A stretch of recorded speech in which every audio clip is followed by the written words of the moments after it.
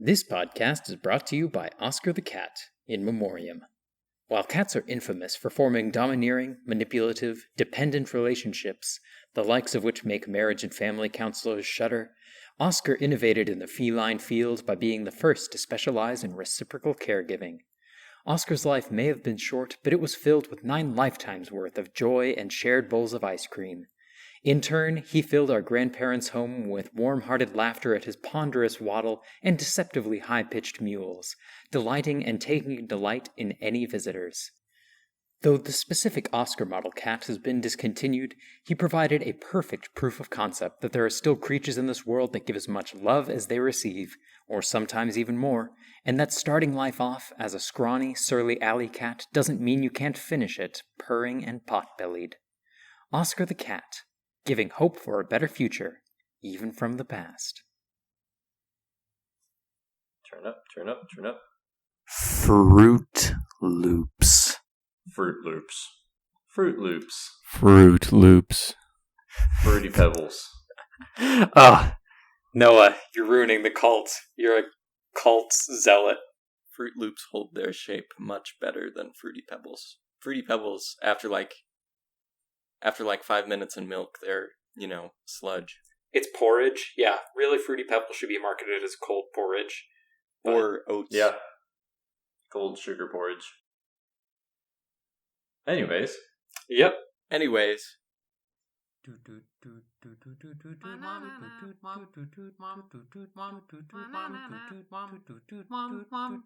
Welcome to Little, Middle, and Biggle. I'm your middle brother, Joshua. I'm your little brother, Andrew. And I'm your biggle brother, Noah. And we're the ones who will answer your little, middle, and biggle questions today. So starting off, we have Noah, the biggle. What is the little question today? So, this one is probably going to require a little background explanation to our 3 listeners. But if Joshua didn't break the toilet seat, who the heck broke the toilet seat? Sure wasn't me, okay. That's all I'm saying. The obvious answer here is me, but I have no recollection of breaking the toilet seat. You know, there's this great phenomenon called memory suppression that I think may be taking action here.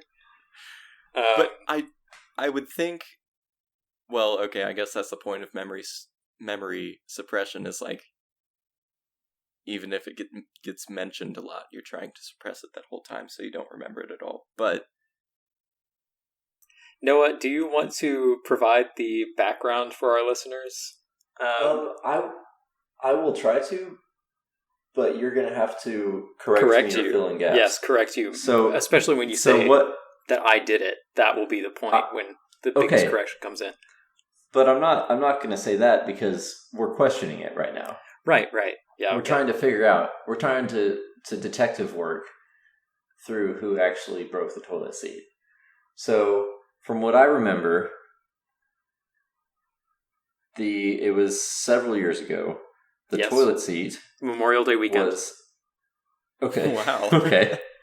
The toilet seat was in perfectly good condition, and then I think you and maybe Andrew used the toilet seat, or used the toilet, and then it was broken. Okay, let me add some spice to this. That's all that I know. Broken being like the like part that you sit down on was like broken off on one side and the seat. And hanging on for dear life. Yeah. Okay, so I will add the details. So yes, this was Memorial Day weekend. Noah and Andrew and I were all sharing Noah's bathroom because why were we? Because let me fill you all in. So because apparently I'm the only one who remembers this, but for good reason, because it has been seared into my memory for the shame that it has brought me through the years. So we were sharing Noah's bathroom because Uncle Bentley, Connie, and their 3 kids were all in town for Memorial Day weekend, just for the heck of it. This was after my 8th grade year of high school, meaning after Noah's senior year of college, and Andrew's something year in elementary school. Fourth grade year? You had You had an 8th grade year of high school? Oh gosh, 8th grade year of middle school. I'm not even going to try and edit that out. That's just... That was like my 3rd grade year, I think. Okay, Also, great, that means great. it was my senior year of high school. What did I say? You said senior year of high school. Okay, Well, good. I thought you said senior year of college. Oh, he gosh. totally did. Your Yep. eighth grade year of high school and Oh. senior year of college. Good That's Lord. okay. This is That's the just- blabbering. I'm just getting old. So, yes, after my 8th grade year of middle school and Noah's senior year of high school, that was unduly difficult for me to say just then. So, we were all sharing Noah's bathroom, because the bathroom that Andrew and I usually share being occupied by the guests. Yes, great. Got that established. So, it was apparently a perfectly good toilet seat the night before this unfortunate occurrence.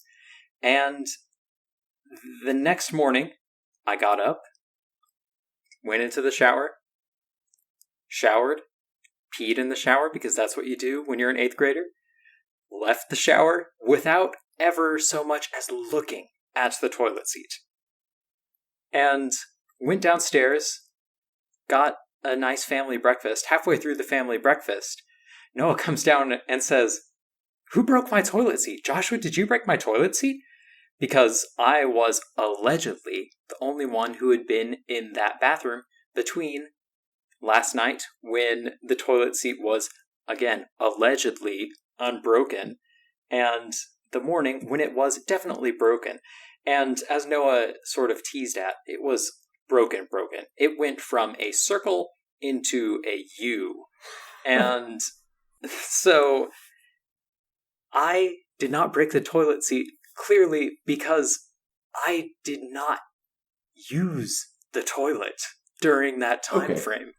So let me add one small caveat to this. We're all just assuming, like, this is a long ago. It doesn't matter. So I'm gonna 100% assume that everything you say is remembered correctly, and because you remember it way better than any of the rest of us. So I think Joshua's memory of this is going to be mainly what we work off of. Which is okay. If I may say, Joshua was willing to humiliate himself by saying that he peed in the shower. Because I did, and I am an honest man. And I'm also, saying, there's no shame in peeing in the shower. There is no shame in peeing in the shower, but only when urine Mom is makes sterile. you Lysol it afterwards. No, she didn't make it Lysol it. Yes, she did, Noah. She did. Yeah, she did. Why? In the middle of breakfast, she handed me the Lysol bottle and said, "What? Go up and Lysol this." I think That it was is one mostly... of the few things that I actually remember about this situation. Yeah, I think a lot of it had to do with the fact that we had guests over, even though Oh, those yeah, guests that's fair. were, her brother Yeah. and his family. But, yeah. So, Andrew, you were saying something. Please continue onwards. Yes, I am saying Joshua is innocent because he accepted the consequences of telling his truth, which could certainly be like, oh my gosh, he told an embarrassing truth so that we believe that he didn't break the toilet seat. But given the situation, I think Joshua's memory is honest. Oh, yeah, I would so much rather have broken the toilet seat so that I could say, yeah, I broke the toilet seat, and then just have it end. What the listeners may not know is that this has also been, especially in the maybe 2 or 3 years afterwards, it has been just like a trump card in any argument that Noah and I had. Noah, we would be talking about something completely unrelated. And Noah would just out of the blue say, Joshua, who broke the toilet seat? And my hubris, this is the part that cast so much doubt upon the truth of my my innocence during so many years, was that I physically was incapable of looking someone in the eye and saying, I did not break the toilet seat. Yeah, that's right. And so we were all convinced that you'd broken it, and it was just like, like we're like, okay, well, obviously Joshua broke the toilet seat. Like, he's basically admitting to it. But it's fine. It's whatever. No. The thing that made me laugh was that it was so humiliating having to say time and time again, to look someone in the eyes and say, I did not break the toilet seat. That those words and that situation just triggered something in my brain that made me fall into fits of uncontrollable laughter. Yeah. It was also a hilarious scenario because we spent enormous amounts of time trying to figure out who broke a toilet seat, which we are now doing again. Hilarity. Yeah, to be fair, years and years down the road. Hilarity is quite subjective, I would say. I thought it was torturous. Yeah, because apparently this whole time we've been wrong, and so now it's time to, set the record straight and figure out who actually broke the toilet seat. It's time to clear your name. Yeah, I think I've laid my case out there, so you go for it, Andrew. I'm going to Occam's razor this and say Noah was the one sleeping in his bedroom. He probably got up in the middle of the night to go pee, sat down because he was tired, and didn't even realize he broke the toilet seat, even though he sat down forcefully. And then it was broken, and he has no memory of it when he wakes up, but he finds the toilet seat broken. I will also say, when I was little, I almost always peed in the powder bathroom. Really? I'd forgotten that you did that. And pooed as well. But, I didn't even like to go upstairs why? alone. Because I didn't like to go upstairs alone.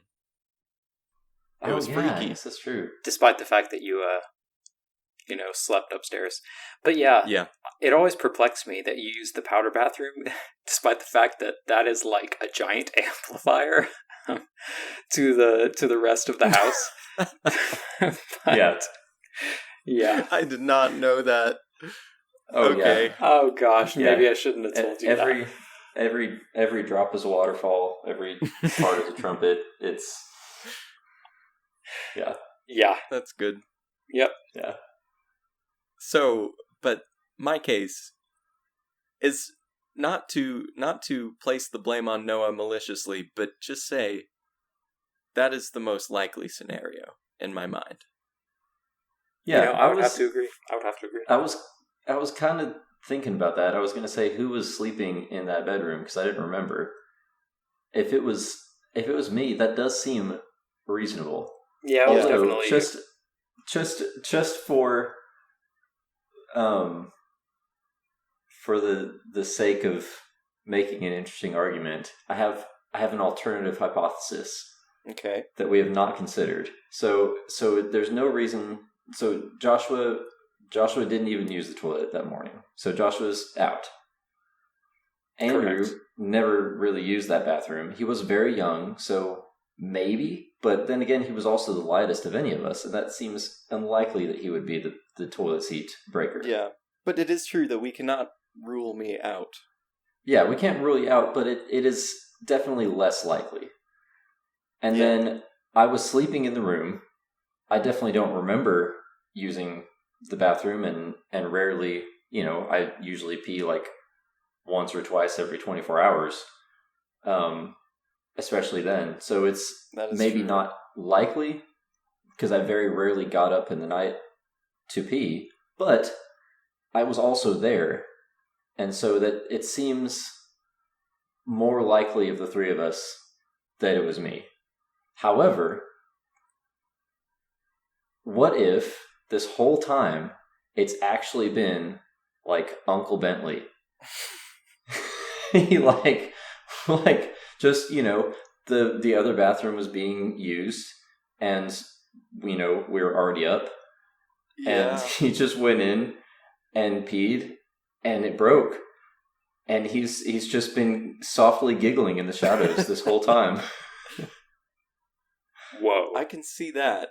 I can also see Well, no, actually, never mind. Argument falls apart. I was gonna say Amber could have done it, but if you woke up and it was just broken in the morning and it was together the night before, then I guess it couldn't have been Amber. Yeah. Unless, she wasn't staying over for some reason, was she? No, though she was there very early that day. But no, she was not staying over. Yeah, I would totally buy the Uncle Bentley argument. Just because that so strikes me as something like I could imagine him going in there with just like a hammer and just being like, I'm gonna cause some mischief. Whack! And then just sitting calmly at breakfast, eating his blueberry pancakes, because that's what we had that morning, because I remember every detail of that day, and just watching the world burn, smiling blandly. Yeah. It's genius. And there are other characters that it could have been, like Andrew's pointing out, like Amber was there earlier. And Amber made a lot of fun of Joshua for it. That's why I think of her. This is true. True, so possible. Mom and Dad were also there, but they would use their bathroom. Mm-hmm. Yeah. And, could have been the cousins, but... Yeah, they were also all very small at that time, too. Yeah. Like, very young. I'm convinced. I'm ready to unshoulder the burden of falsely placed shame that has been on my shoulders for the past decade, and let it slide onto Uncle Bentley. Who cares if he actually did it? It's time. It's time to lay it to rest.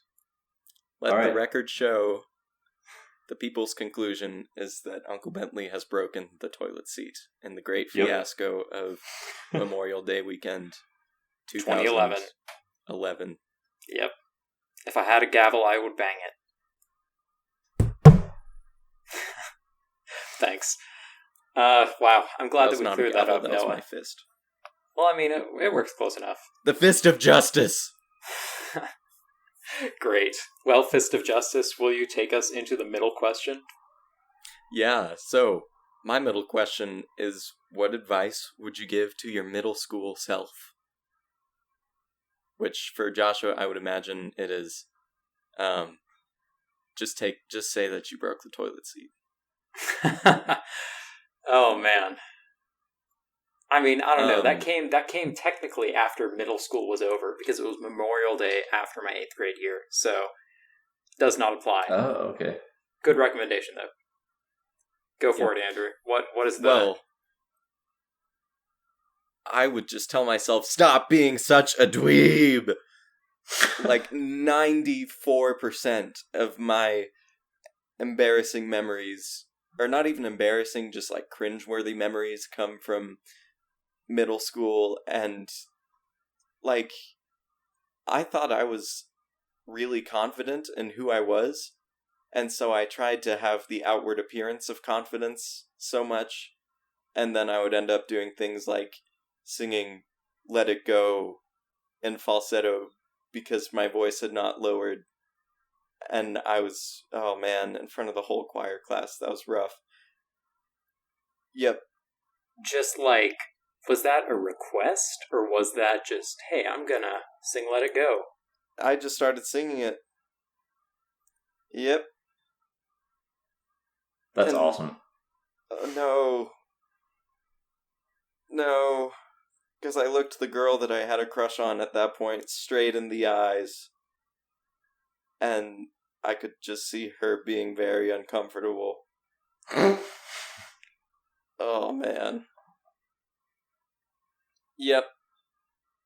But there are plenty of other memories like that, so I would tell myself, you may think you're confident, but you are not, so stop trying to be confident. Wow, that's kind of harsh, but I don't know. I thought you were a super cool middle schooler, personally. I was kind of surprised when you said stop being such a dweeb, because I always got the impression from you that, like, you had so many things figured out in middle school that never even occurred to me until college. So... Yeah, honestly, I agree. I mean, it's not like you can't have improved since then. That would be logical. But I mean, I feel like you succeeded in middle schooling more than Josh or I did. And probably high Thank schooling you. too, for that matter. And also, okay, secondary, probably why I hate middle school so much is so many of my memories are of the community challenges when at lunch we would, this might have already been talked about on the podcast, but at lunch we would, the last person into the lunchroom and the second to last person into, no. Okay. This was the rule set.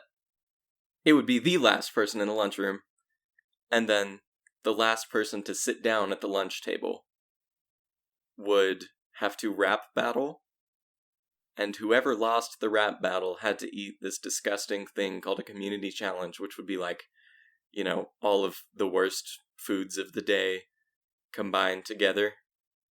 And we had foods from so many different backgrounds. Like, we had Indian food fairly often. There was Brooks's mom's health food that she packed him, and then there was the cafeteria food, and, you know, all sorts of stuff. And I was in the advisory that left for, I was one of two boys in the advisory that left for the lunchroom last every Monday, and the other boy did not sit at the same table with us because he was smart and just ignored the whole community challenge thing.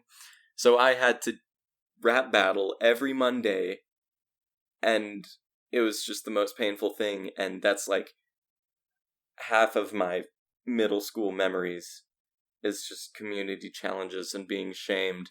So I would say don't just conform, man. Go and leave the table. They aren't actually going to hate you like they say they will. You know, Life lessons. taking that out of a middle school context and putting it into a college or post-college context, that sounds like a blast. I mean, Oh, yeah. gosh. But Not at there's- all what I thought you were going to say. if it was voluntary and you were like all in a room and you're like, hey, do you guys want to do this? And everyone's like, yeah. But when it's the ringleader of the middle school boys saying, hey guys, this is what we're gonna do, and everyone's just like, yes, we fear you, so we will do it. If it's just like a social pressure thing, yeah, that's different. Yeah.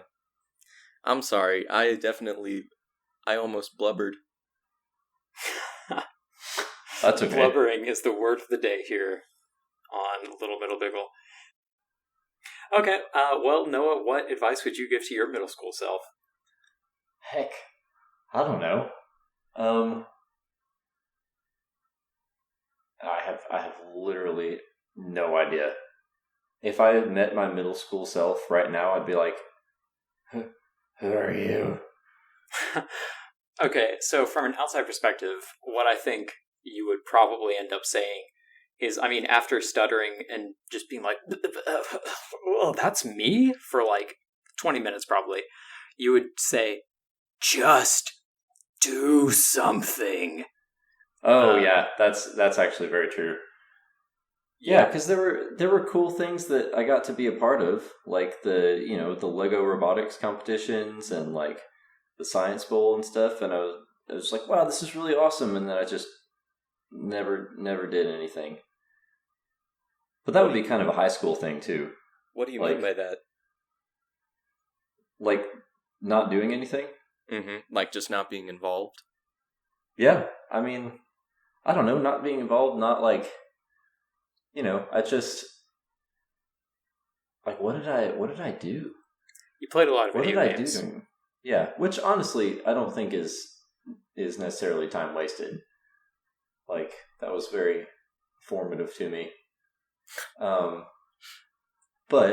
like, and even, I mean, I think we've talked about this before. Actually, I know we've talked about this before because I remember we were recording and I was parked somewhere,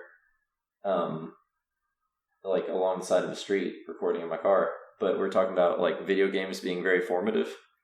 But yeah, that was, I don't know. I wouldn't not play video games. I don't know. I think it would be cool to have done more stuff.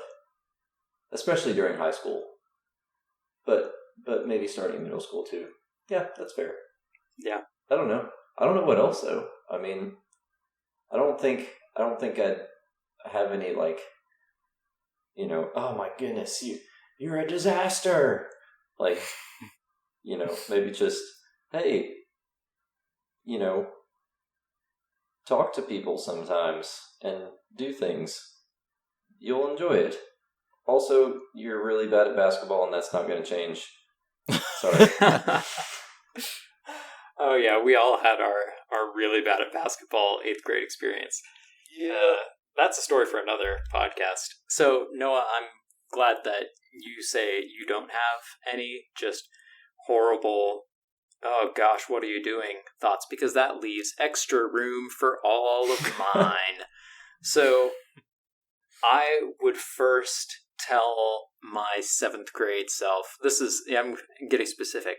7th grade self, I would say, 1, don't try to be a weird mix of emo, hipster, scene, metal goth, and or at least decide on one. 6th grade self, I would say, 1, the 8th grade girls are so out of your league, man. Don't even pay attention to them. And 2, you're 13. What are you doing? With romance and stuff. 8th grade self, I would say, 1. Oh gosh, I hate how similar this is to the 6th grade. So, don't even try to start a romance because you're in 8th grade and and you will go to school with literally none of these people in 4 years, and you will have a very hard time remembering their names in 8. So yeah, I would also tell myself that, but the reasoning would be, you are going to be going to school with these people for 4 more years. That is a completely different but equally valid reason. Yeah. I would also tell myself to get a better haircut, which I feel like is a common trend in probably a lot of people's middle school advice to themselves. But yeah, I would tell myself to either cut it shorter so that it looks not like a road-killed marmot sitting on top of my head, or grow it long enough that you can actually do something, like I eventually ended up doing with donating the hair. Yeah. I'm trying to remember your 8th grade haircut. I guess I have my St. Andrews yearbooks right here, but... No, you don't need to do that. That's okay. That's okay. Yeah. Are you guys okay if I awkwardly transition away from middle school to the big old question? I am fine with that. I think that is the only way to transition away from middle school. Yeah. So true, Noah. Okay, so Andrew kind of stole my middle question, but I think this is still very applicable. So I was going to ask, what's something you wish you could tell your younger self, just at any age? And it doesn't have to be like key advice, just an understanding that you wish you had when you were younger. So mine, just to give you an example of how different they can be, mine is that exercise can be fun. Exercise should be fun. There's this like romanticized ideal that I've gotten into in the past, inspired by like bodybuilders and ultra marathoners, where it's like, exercise is suffering. And it's just like, oh, that's so sexy. Like, oh, wow, that's so intense. Look at that dedication. How it's just like all asceticism. Like, it kills your body. It rips your spirit. It makes your muscles burn. And yeah, I really like, it's only been about 2 weeks, I'd say, since I came to this realization. But yeah, it has been a game changer, and highly wish I could have understood that earlier in my life. Yeah. Also, one of the key benefits of that would be that you would be telling yourself that. Because, I mean, it's not like you just don't listen to anything that anyone else says, but for better or for worse, if you experience it, like you personally, and you are telling yourself something, it seems to have a much more decisive effect. Yeah. Mm-hmm.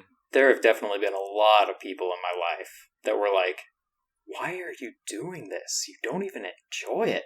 I was like, I have to. Yeah. Yeah, which isn't always a bad thing. Like sometimes it's good to be like, not listening to what other people are saying without experiencing something yourself. But it's a double-edged sword. Yeah. Yeah. Anyways, that's a good one. Thanks. What about you guys?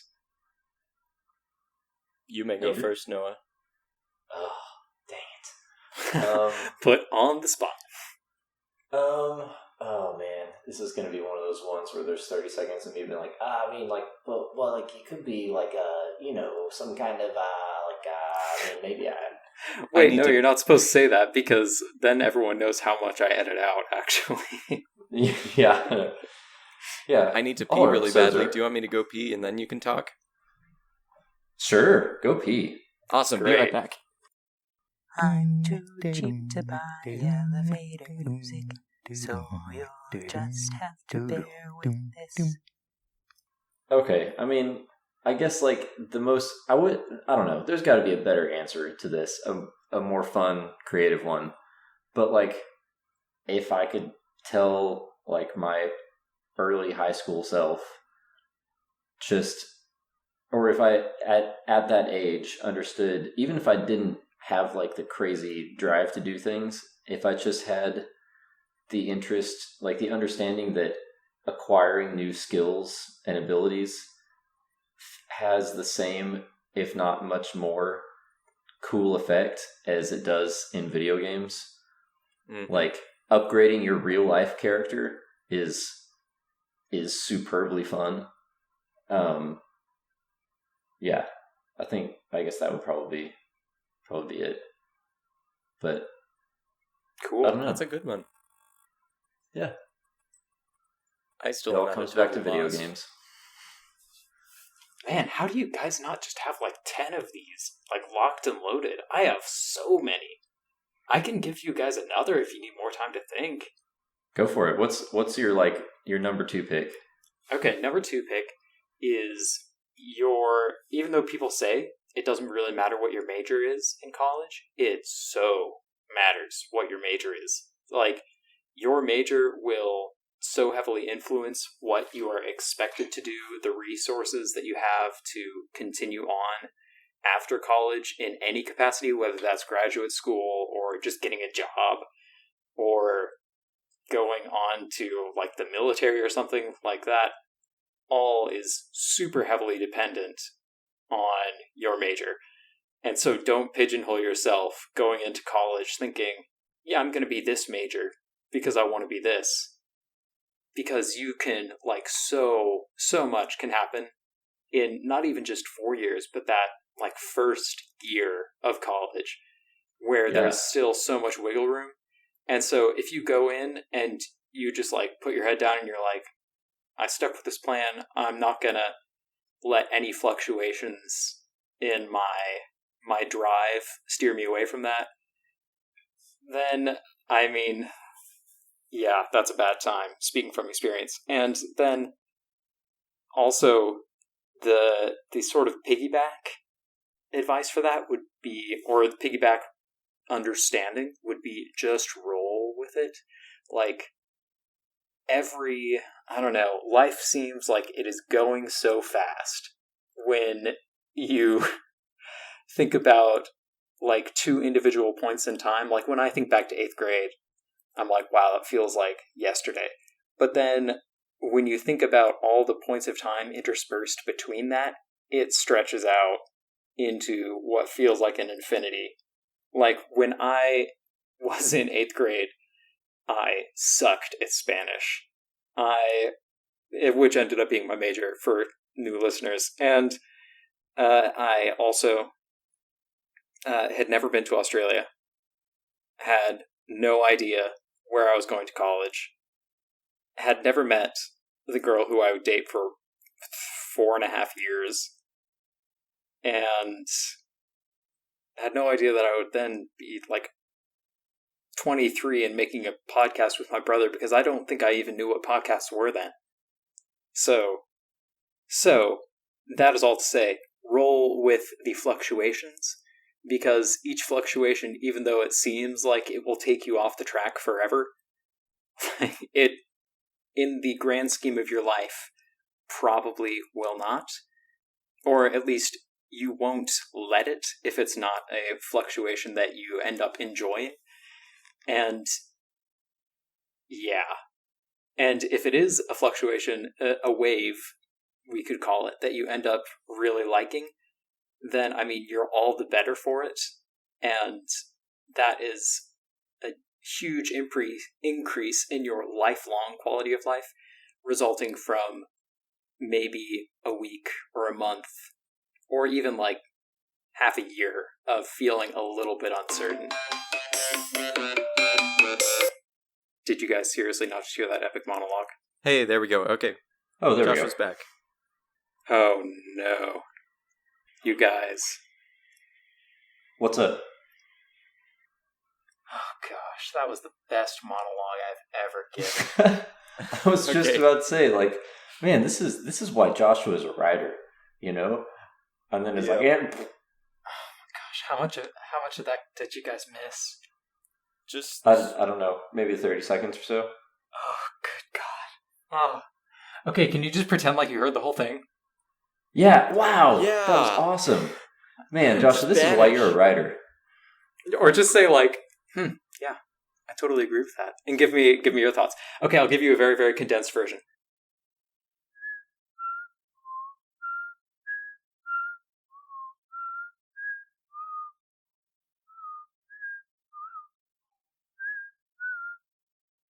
well, that is Yeah. good.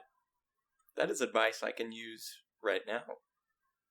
Yeah. Yeah, absolutely. Hey, yeah, brand new college student. Yeah, that wasn't Yep. directed at you at all, but I mean, I guess it works. Yeah, it works Yeah. very well. So besides telling myself 6 months ago you're about to be slammed by a tidal wave of suck, and then telling myself 2 months ago that I was about to be hit by another tidal wave of suck, both school related, surprisingly. There's this, which I think, Joshua, you and I talked about when we were at the cabin, but don't just go with whatever our parents tell us. Like, not that mom and dad are wrong all the time, or that they intentionally raised us with very conservative beliefs, but we were raised pretty conservative, and then as soon as, like, sophomore year hit, and I feel like that is when I started to think for myself, I personally just found lots of issues with, like, ideals that our parents had taught us since we were very small. Like what in particular? Like, Obama being the spawn of Satan. They never really said that, but I remember. Well, I don't think they were that extreme about it either. They just, were more conservative. Yeah, but to the mind of little 7-year-old me well, actually, first grade me would have been the first time he was elected, and both of them disapproving of him, and them being the greatest role models of my life, I was just like, wow, he must be really bad.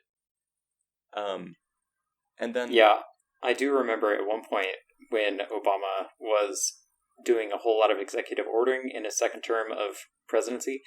Dad said, man, he just like out of the blue one day, like making his coffee, someone really needs to get this president guy to stop firing off all these executive orders.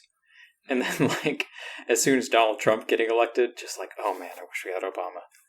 Yeah. But, yeah, like, looking back, I so admire so many of the things that Barack Obama did. Just, like, not even as a president, but just as a person, you know? But anyway, Yeah. go on, Andrew. Oh, I didn't have much else. I mean, yeah. I also thought it was terrible that Michelle Obama was doing the, good foods for American children, whatever. And that also helped. But that was more of a me problem and not a parents. Why did you think that was such a problem? Because even though I didn't eat the school lunch, I thought it was awful that she was like taking away ice cream day for all American children. That's not cool. I think your pancreas is pretty happy with Michelle Obama's decision. Probably Also, so. But That sounds like a Jimmy Neutron villain, Yeah, it does. Yeah. yeah, Also, yeah, okay. to mom and dad's credit, like I totally get what you mean, and I think I like thought for myself probably a little bit later, maybe just because like more towards college, just because I didn't really care that much about any of that. But like to their credit, like Dad has said, they've changed how they think about stuff and learned a lot just from us, which is really interesting.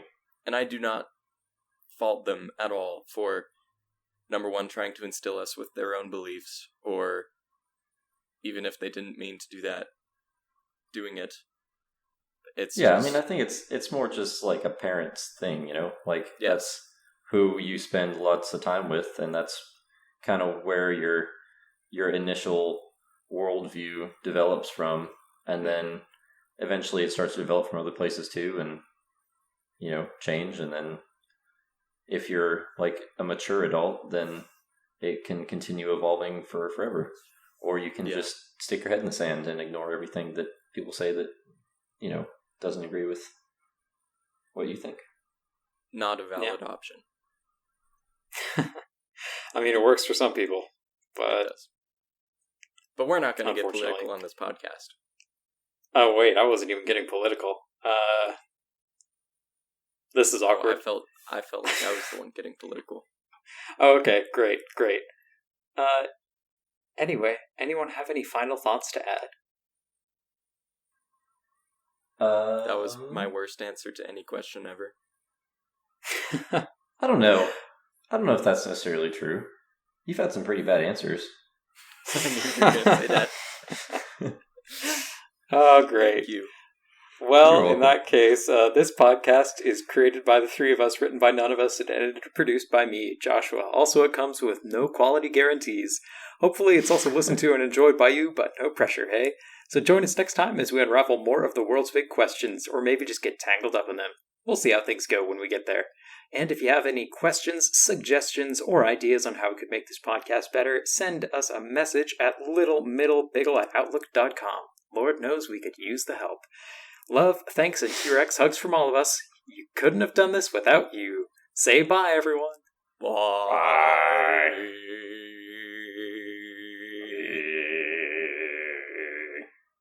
Bye, everyone.